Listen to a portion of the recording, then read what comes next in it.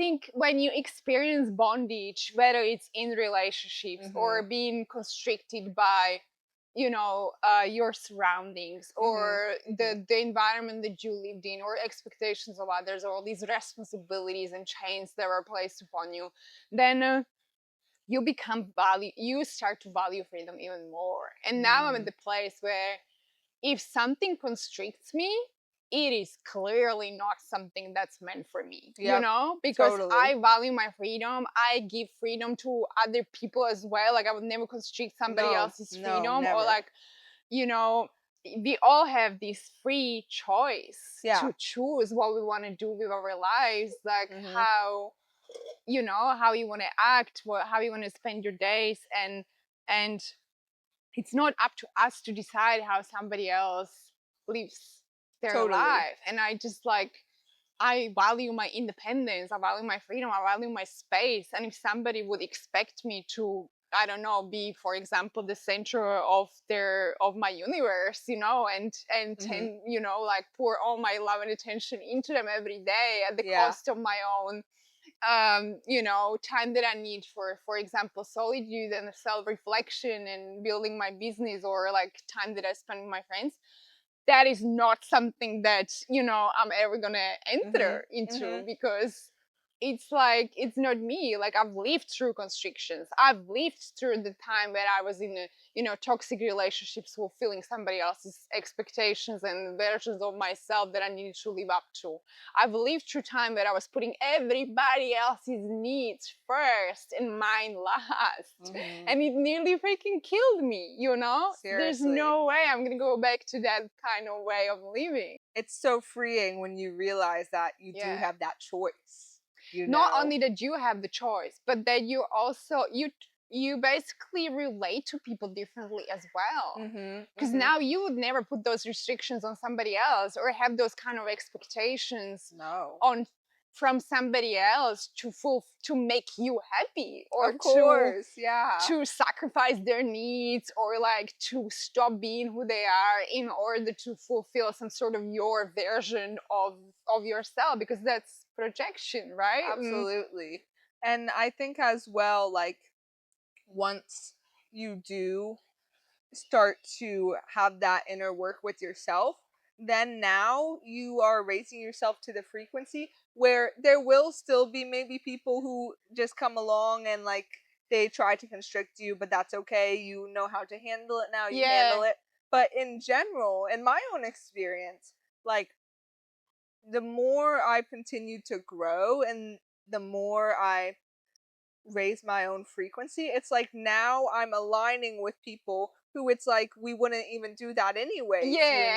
Like, and again, there are still gonna be the moments where somebody come in, but now you know how to deal with them. But like, it's actually like so beautiful to see, because I've like noticed, like, the more work I do on myself, like the more I'm attracting more similar people who are on like that same frequency as me, and do have like that same truth and like values as me. And it's like so beautiful to like, when you realize like now that I'm living in my truth, like more other people in their truth and in love like are coming into my life.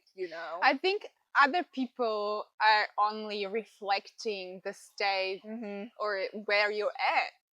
Because if you are somebody who still feels like a victim and who is unhappy with your life, then your circle is going to show you that, and they are going to be putting limits and restrictions and expectations on you, and they're going to make your life suck until you break out of that and grow. And once you grow and you raise your vibration, like you said, I feel the same way. Like, the more happy and joyful and at peace and balanced I feel, the more I meet people that I can just like bump into on the beach and have 2 hours long satisfying conversation about energy and like deep stuff, and and it just happens without forcing it, without like planning it, without it's because that's what you radiate. And when you still radiate fear, then you you kind of block yourself from that Mhm. people who are Mhm. already walking in the light, right? Yeah, You very if you true. want to attract light and people who are aware and who are, you know, on their healing journey and Yeah. who value things like freedom, you need to become that as well. Like you need Yes. to become that first so that you can then let them into your Yes. Yes. experience, Of right? course. Because Of other people, course. they're just mirrors. Like we're like magnets. So Mhm. basically, you're a magnet, and whatever you are attracting, if you don't like what you are attracting, what's it's showing up in your external circle, then you've got some inner work to You've do, got a bit of right? work. Yeah, yeah, yeah, exactly. And actually it's funny, like I realized like I realized the other day, something that I realized is like I realized that subconsciously, like I was a bit like closed off to people because like in like new relationship because I realized like in the past like I, you know, had experienced like, you know, a lot of hurt from like other people. But then I realized I was like, wait, but like that's an old belief that doesn't align with who you are now. Like Yeah. and it was actually such a beautiful realization that like because of who I am now, I don't need to fear being in relationship with others anymore. You know, I don't need to fear because like you said, if someone constricts me, I know what to do now. Like I Yeah. don't like I they don't have to stay, you know? And Exactly. You don't have to stay, yeah, right? exactly. There's And no bondage. There's no. no, you know, attachment to like this, you know, there's no this dependency.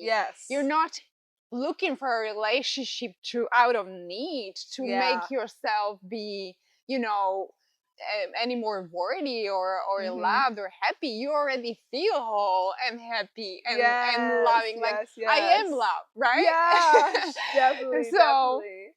I think that's the difference. And Mhm. there's something you said about the subconscious, and I think from the psychology point of view, like Carl Jung talks about this as the shadow self, when Mm. we're like making conscious choices versus unconscious choices that come from the shadow self, which is literally like the collection of our past hurts and fears and the things that we experienced that we didn't like.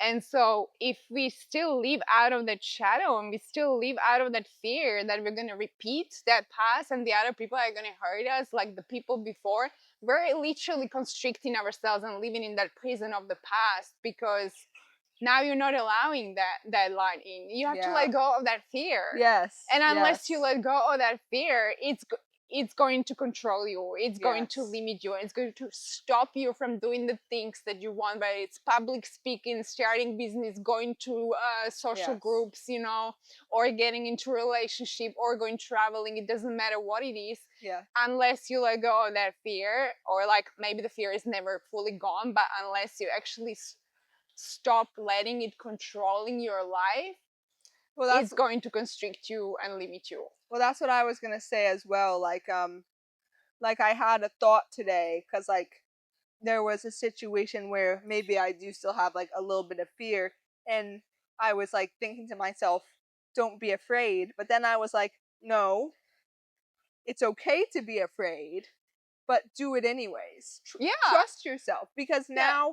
now when that fear comes, I realize that it is an illusion. And when Yeah. that's like one of the biggest lessons I've learned is like when we act like in spite of fear, like we realize that the fear, it's like I said with the prison, like you can walk out at any time. The Yeah. fear is the bars, but like when we just Mm. pull open the door, right? It's like, oh, you weren't so bad after all. And it's like, you know, the opposite of fear, I believe, is love. Absolutely. And there's only two choices. You either Yep. act out of love Yep. or you act out of fear. And if you Exactly. act out of fear, then you're living in the past or you're Yeah. worried about the future. You're not You're living not in in the the present present. moment. Unless Yes. you're in literally a dangerous situation Of where your course. life is in danger. Yes. But most of the time, this is scenarios where you're just afraid of something that you want to do, or a Yes. relationship that you want to get, like open yourself up to a relationship or go traveling, but you're scared. That's not immediate danger. That's not a real danger. That's your mind playing tricks on you of anxiety from the future or hurt from the past. Yep. And when you realize that, you realize that is the prison, right? Yes.